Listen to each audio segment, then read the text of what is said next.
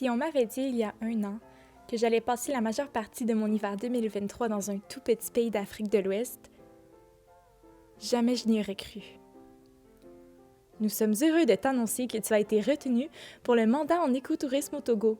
Beaucoup de choses ont suivi cette nouvelle-là, mais ça s'est avéré, par-dessus tout,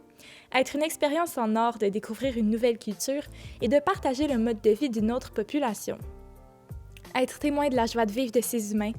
de la simplicité de la vie dans ce petit coin du monde, des traditions si colorées de ces gens,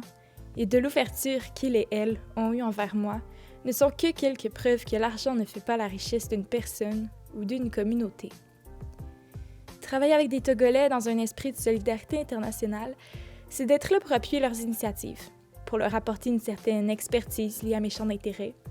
mais aussi, et surtout, pour m'ouvrir sur le monde.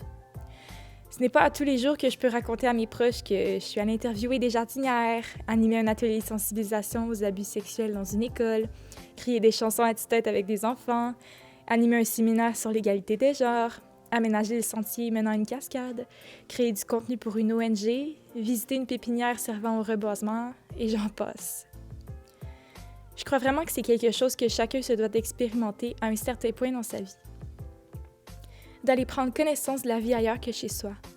de se remettre en question sur ses valeurs personnelles, de réaliser que le bonheur peut être trouvé dans les petites choses, et ce, tout en s'imprégnant d'une culture très loin de la sienne, mais ô combien admirable. De ses 56 785 km²,